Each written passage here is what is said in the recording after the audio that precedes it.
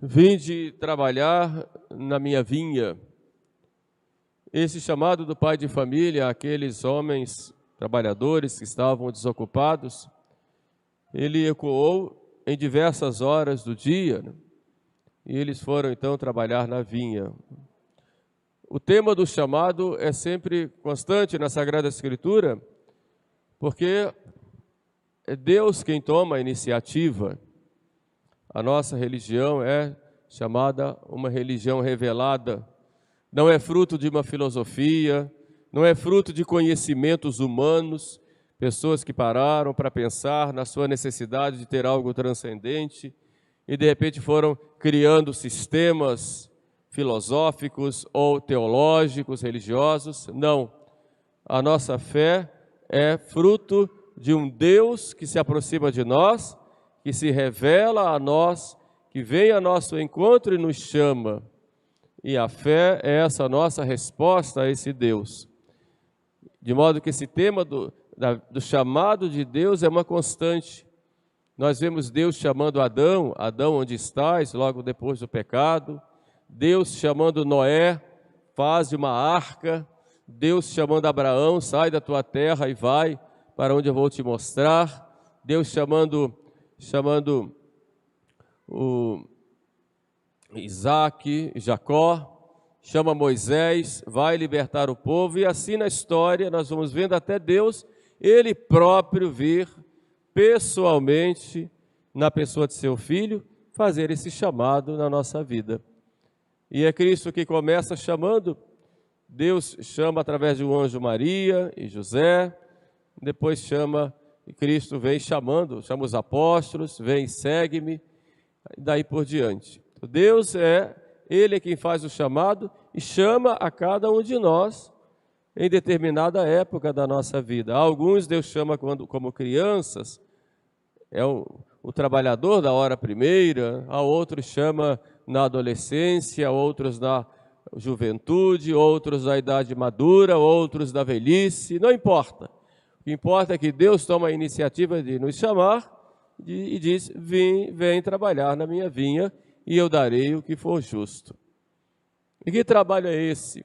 Que vinha é essa? A vinha, no sentido amplo, é o mundo. Cada um de nós é chamado para trabalhar para Deus nesse mundo, servindo a Deus e levando Deus às pessoas. No sentido mais estreito, é a própria igreja, a vinha da igreja. E todos nós somos chamados a trabalhar na igreja. Na igreja todos nós somos corresponsáveis. A igreja não é responsabilidade só do Papa, do bispo, dos padres ou dos diáconos, né? A igreja é responsabilidade de todos os cristãos. Incumbe a cada discípulo de Cristo o dever de disseminar a fé, de viver a fé e disseminar a fé. Isso é para todos nós. Na igreja há condições diferentes. A condição de clérigo ou estado clerical, o bispo, o presbítero e o diácono, como já dizia Santo Inácio de Antioquia, logo no início da igreja, né? Santo Inácio que foi discípulo de São Pedro e de São João, já desde aquela época, bispo, diácono, presbítero e diácono, mas todos somos fiéis. Então o estado clerical são esses, mas todos nós somos fiéis. Então quem não é clérigo é leigo. Os clérigos fazem parte de Cristo, cabeça, né? Os leigos e Cristo, membro, mas todos nós fazemos parte do mesmo corpo e temos todas obrigações com esse corpo que é a igreja. Então todos nós somos corresponsáveis pela igreja. E que trabalho é esse que Deus quer que desempenhemos na igreja? O primeiro é a busca da santidade. Quando nós fomos batizados, o padre perguntou: queres ser batizado? E nossos pais e padrinhos disseram: sim, eu quero. É como se ele tivesse perguntado: queres ser santo? Sim, eu quero. Então, quando o padre nos batizou e disse: eu te batizo em nome do Pai, do Filho e do Espírito Santo, ali nós recebemos o primeiro sacramento, recebemos a graça santificante. Ou seja, recebemos a vida divina em nós.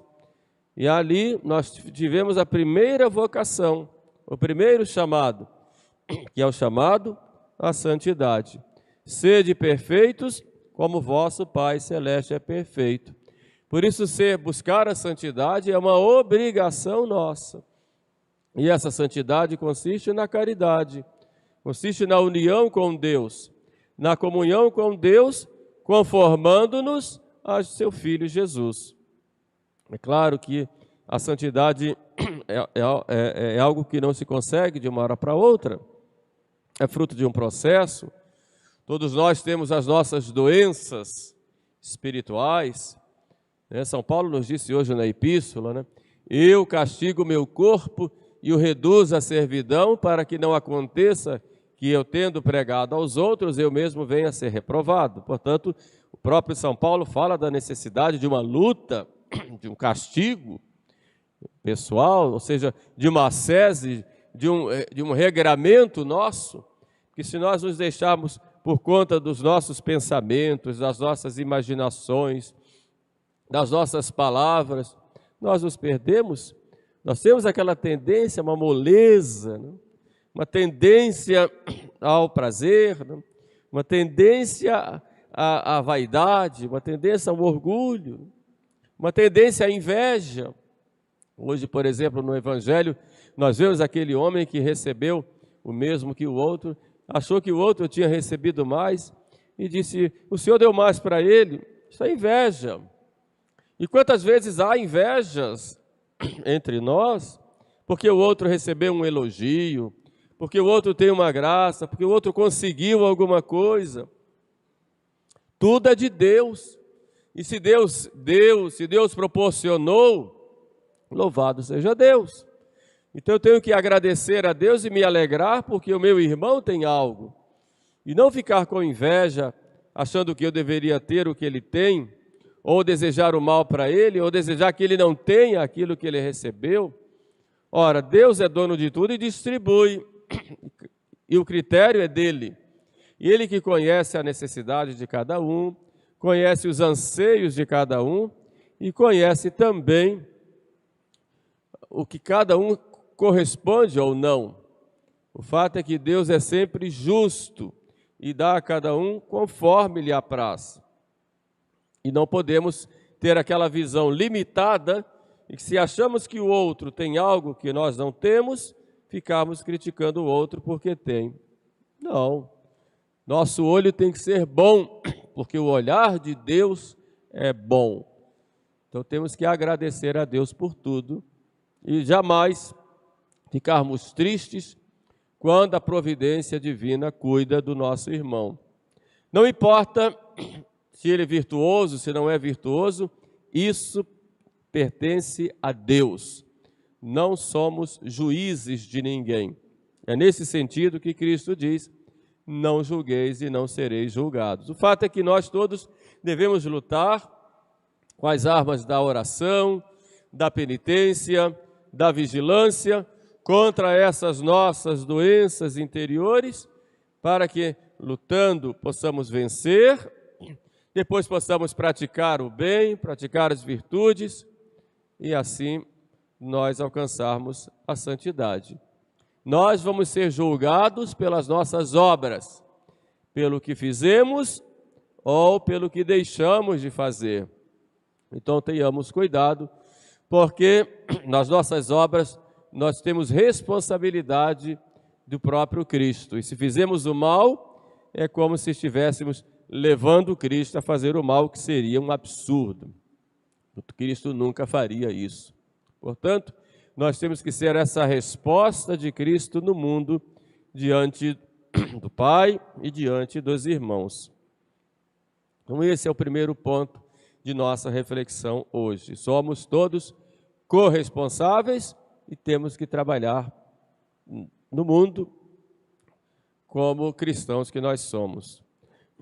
O segundo ponto diz respeito ao trabalho, né?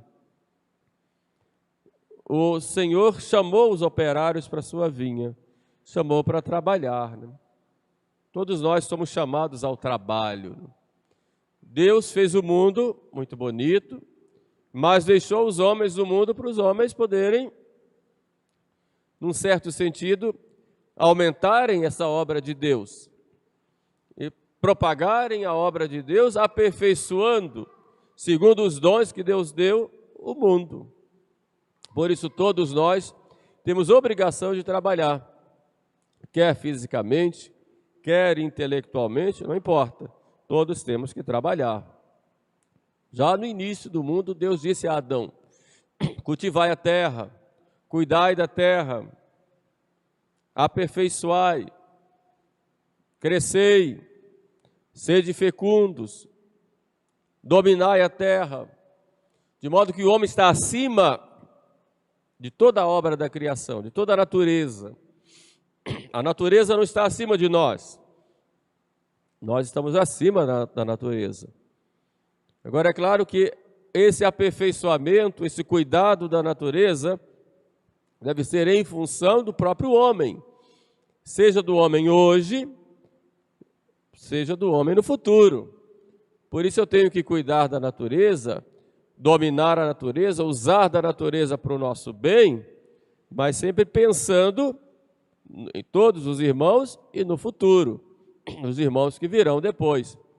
Não posso ter a natureza como se fosse uma deusa. Não, pelo contrário, ela é criatura. Como nós somos criadores, criaturas também. Deus é o único criador, mas nós somos os reis da criação. E Deus nos deu capacidade para dominar as coisas.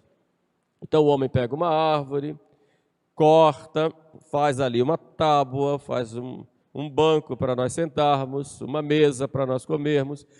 O homem cultiva a terra, tira dali os produtos para ele se alimentar, explora ali o minério, faz o aço, e assim tudo.